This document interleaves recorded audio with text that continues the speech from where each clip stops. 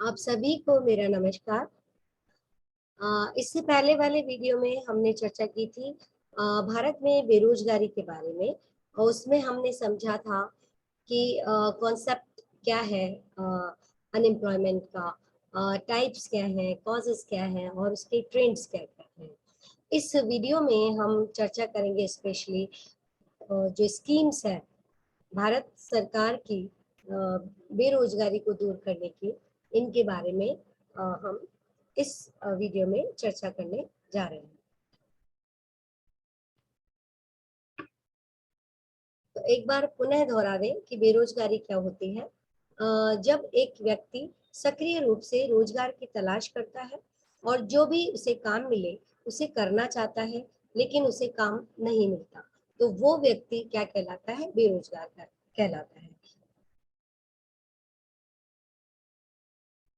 हाँ, अब भारत में जो बेरोजगारी की जो कॉन्सेप्ट दिया गया है वो NSSO, national sample survey office, जो कि एक ऑर्गेनाइजेशन है, ministry of statistical and programme implementation, MoSPI के अंतर्गत, तो उसने जो है 3 तरह की अवधारणाएं जो है उसने बेरोजगारी को डिफाइन करने का प्रयास किया है। इनके बारे में हमने पिछले वीडियो में समझा था। और ये जो टाइप्स ऑफ अनएम्प्लॉयमेंट है, जैसे कि संरचनात्मक बेरोजगारी है, प्रच्छन्न बेरोजगारी है, मौसमी बेरोजगारी है, अल्प बेरोजगारी है, या अल्प रोजगार जो है वो मिलता है, इनके बारे में भी हमने पिछले वीडियो में समझा था। और इसके अलावा तकनीकी और चक्रीय बेरोजगारी है, जो कि विकसित देशों में अधिक पाई जाती है। भारत के संदर्भ में तो ये जो संरचनात्मक, प्रच्छन्न, मौसमी और अल्प रोजगार वाली जो स्थितियां हैं वो रेलिवेंट है।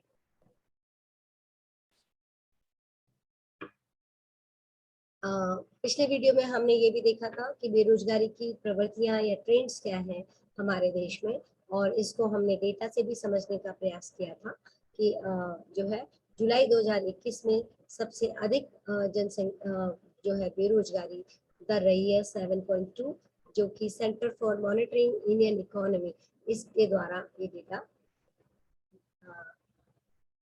दर्शाए गए हैं।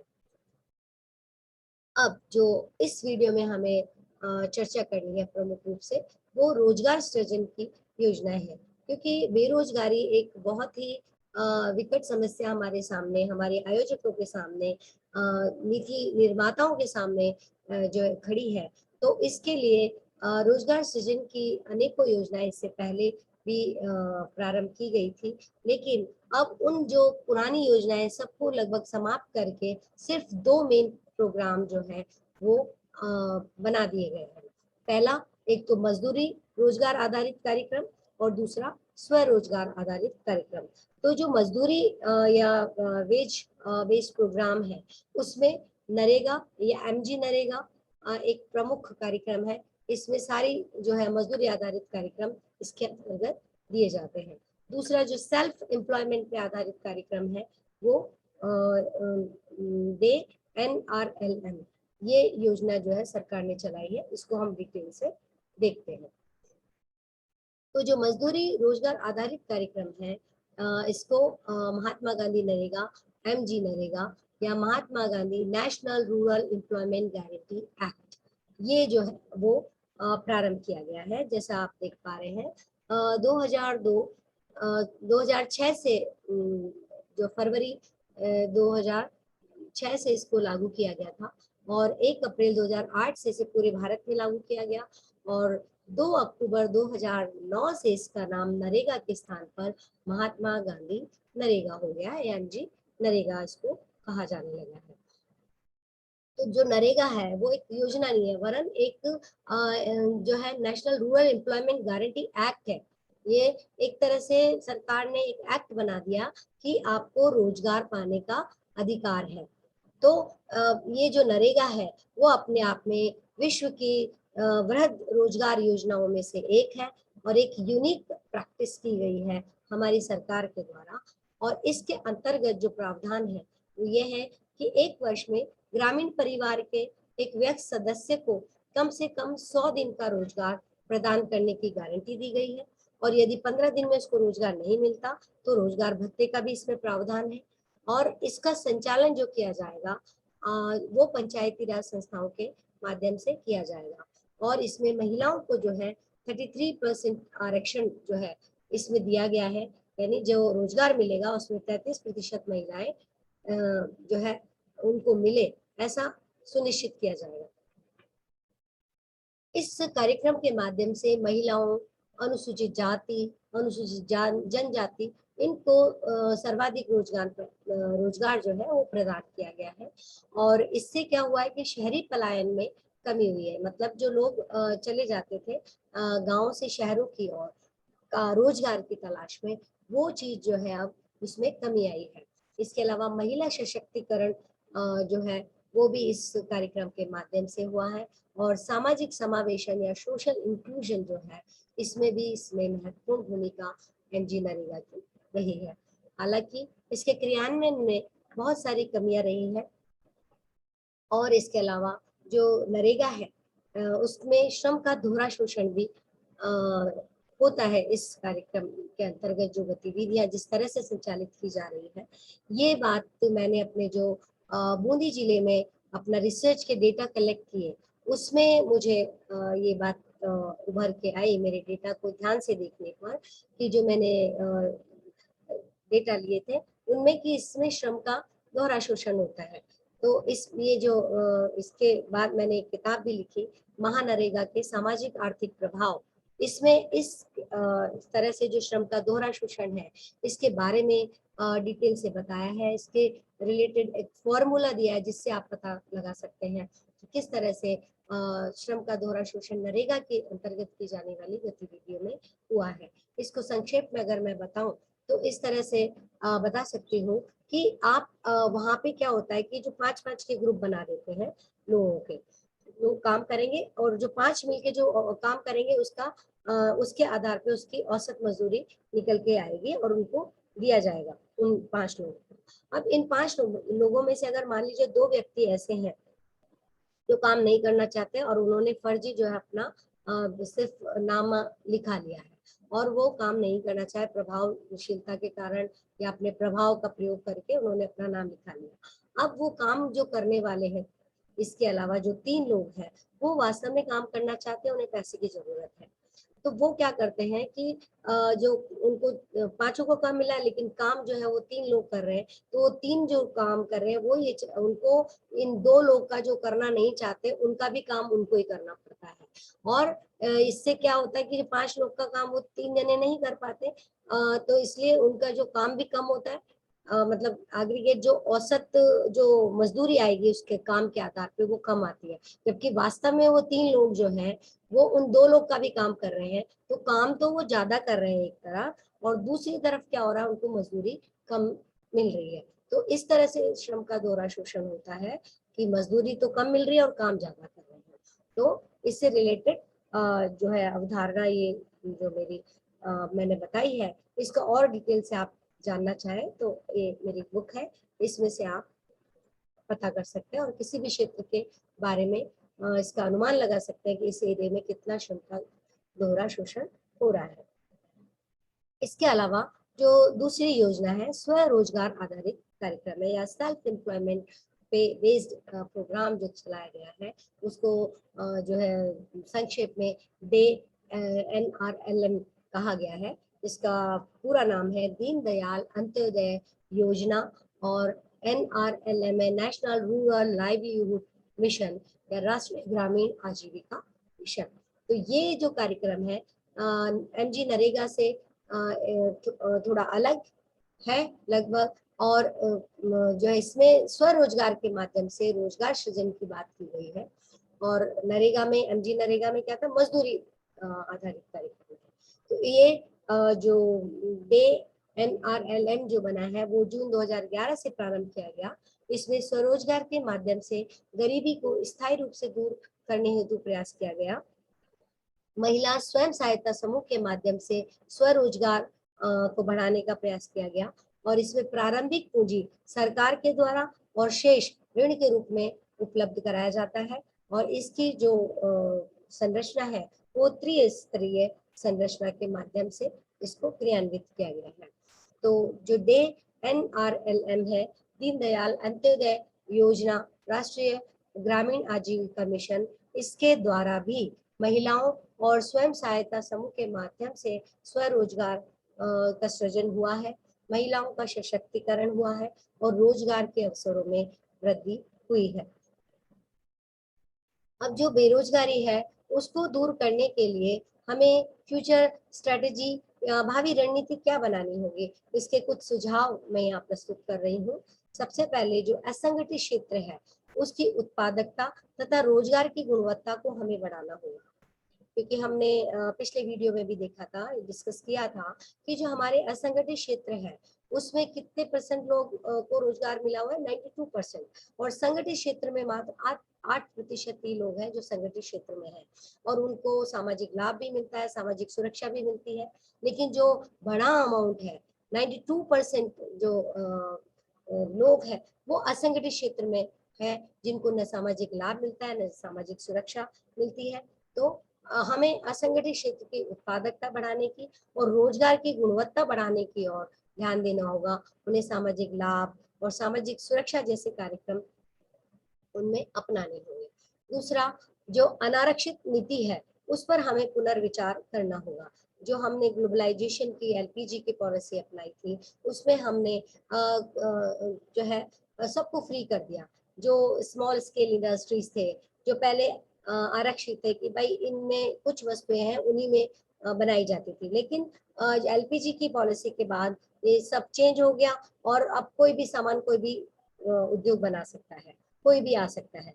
तो इस नीति पर हमें पुनर्विचार करना होगा, क्योंकि जो SSI है, स्मॉल स्केल इंडस्ट्रीज है, वो रोजगार सृजन में उनका बहुत ही महत्वपूर्ण योगदान है। वो एक तरह से डिसेंट्रलाइज होकर लोकल लेवल पर लोगों को रोजगार उपलब्ध कराते हैं, तो रोजगार सृजन में उनका महत्वपूर्ण योगदान है। और तीसरी भावी नीति जो हमें अपनानी होगी कि हमें कृषि, सिंचाई, वाटर शेड विकास को सर्वोच्च प्राथमिकता देनी होगी, क्योंकि हमें पता है हमारे लगभग 60% के आसपास जो है जनसंख्या एग्रीकल्चर सेक्टर में, अभी भी भारत कृषि प्रधान देश है। तो इसमें हमें इस कृषि और उससे जुड़े हुए जो क्षेत्र है इनके विकास को प्राथमिकता देंगे तो हम ज्यादा बेहतर तरीके से काम कर पाएंगे, अधिक लोगों को रोजगार दे पाएंगे। इसके अलावा श्रम गहन तकनीकी के प्रयोग को हमें बढ़ावा देना होगा, क्योंकि हमने डिस्कस किया था कि भारत में जो है ऐसी व्यवस्था है जिसके कारण श्रम गहन तकनीक का प्रयोग न करके पूंजी गहन तकनीक का यूज करते हैं। तो एक तरफ तो जो श्रम है जो बेकार पड़ा है, सरप्लस लेबर है, वो और किसी काम का नहीं है, बल्कि वो बेरोजगारी को और बढ़ाता हुआ दिख रहा है और बेरोजगारी को बढ़ाता है। तो श्रम शक्ति का जो रिसोर्सेज है हमारे पास उनका पूर्णतः उपयोग नहीं हो रहा और एक तरफ बेरोजगारी बढ़ी हुई दिखती है हमें। तो इसको दूर करने के लिए हमें श्रम गहन तकनीक का प्रयोग करना होगा भारत के कॉन्टेक्स्ट में। और पांचवा जो है हमें रणनीति अपनानी पड़ेगी कि हमें गरीबों के लिए जो आवास है या सार्वजनिक निर्माण कार्य को त्वरित गति से लागू करना होगा, क्योंकि रोजगार की जो सर्वाधिक लोच है वो निर्माण क्षेत्र में है। तो अगर हम इसमें इन्वेस्टमेंट करेंगे, इसमें और ध्यान देंगे, तो रोजगार सृजन इसमें बहुत ज्यादा हो सकता है। हाउसिंग में और पब्लिक वर्क के जो कार्य किए जा रहे हैं उनमें, तो इस और ध्यान देने की जरूरत है। इसी बात को ध्यान में रखते हुए हमारा जो बजट आया था 19-20 का, इसमें इंफ्रास्ट्रक्चर डेवलपमेंट हेतु एक फंड निर्मित किया गया है जो इस और ध्यान देता है। इसके अलावा हमें ग्रामीण आधारभूत ढांचे को विकसित करना पड़ेगा। रूरल इंफ्रास्ट्रक्चर के साथ साथ जो सोशल इंफ्रास्ट्रक्चर है उसको भी विकसित करना होगा। स्टार्टअप्स और IT बेस्ड उद्योगों को हमें बढ़ाना होगा।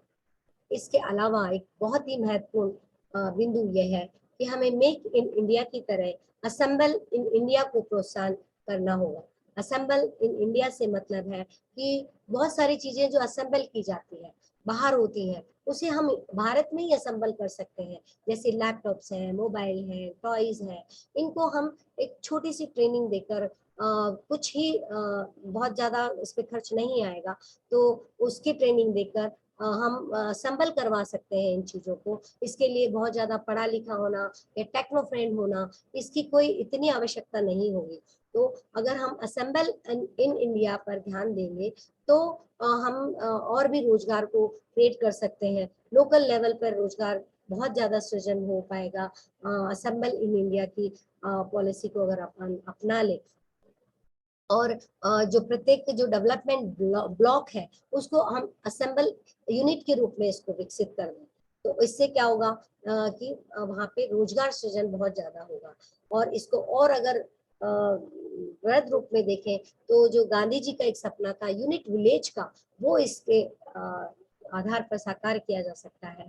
असेंबल इन इंडिया की हम अगर प्रोत्साहन दें तो हमारी बेरोजगारी भी दूर होगी और हमारे जो लोग हैं वो और सृजनात्मक बनेंगे और देश विकास की ओर अग्रसर होगा। और ये जो प्रोग्राम करें असेंबल इन इंडिया को, इसको हम महिला स्वयं सहायता समूह के माध्यम से अगर इनका क्रियान्वयन करें तो हमारी जो महिला शक्ति है वो भी इससे जुड़ेगी और वो भी विकास में अपना योगदान देगी। और जो 10वां इसका भावी योजना है उसका पॉइंट है कि हमारे जो 2 प्रकार की मेन योजनाएं बन गई है अब, जो कि मजदूरी बेस्ड मजदूरी आधारित कार्यक्रम है एमजी नरेगा, महात्मा गांधी नरेगा, और जो स्वरोजगार आधारित कार्यक्रम है डे NRLM। इनका हमें प्रभावी रूप से क्रियान्वयन करना होगा, तभी हम जो है इस बेरोजगारी की समस्या का समाधान कर पाएंगे और देश को विकास की ओर ले जा सकते हैं। अभी कोविड-19 और वर्तमान परिप्रेक्ष्य में इसको देखें तो लोगों के रोजगार छिन गए हैं, जो पहले से थे वो छिन गए और नए रोजगार तो आ ही नहीं रहे हैं। और इससे क्या हुआ, उनकी इनकम बहुत कम हो गई। तो इनकम कम होने से जो उपभोग मांग है उसमें कमी हो गई है। तो इसे देखते हुए अब जो भी योजनाएं बनाए, जो भी उनको प्रोत्साहन दे, आर्थिक सहायता दे, उसको प्रदान करते समय हमें उपभोग मांग पर बढ़ाने पर ध्यान केंद्रित किया जाना चाहिए। ये भी हमारी एक भावी रणनीति हो सकती है। इसके अलावा प्रसिद्ध अर्थशास्त्री जो MS स्वामीनाथन हुए हैं हमारे देश में, उन्होंने कहा है कि आप जो ग्लोबलाइजेशन से जो प्रभाव आया है वो जॉबलेस ग्रोथ है, वो जॉयलेस ग्रोथ बन गई है। अर्थात जो रोजगार विहीन विकास हुआ है वो आनंद विहीन विकास है। और इसको अगर इस समस्या का हमें समाधान करना है तो हमें कृषि क्षेत्र में उपयोगी रोजगार उपलब्ध कराने होंगे, क्योंकि भारत कृषि आधारित देश है। तो इसमें हमें एग्रीकल्चर क्षेत्र से संबंधित रोजगार उपलब्ध कराने ही होंगे, तभी हम बेरोजगारी को जो है उसके समस्या का सामना भली भांति कर सकते हैं और इस रोजगार को सृजन करके बेरोजगारी को दूर कर सकते हैं।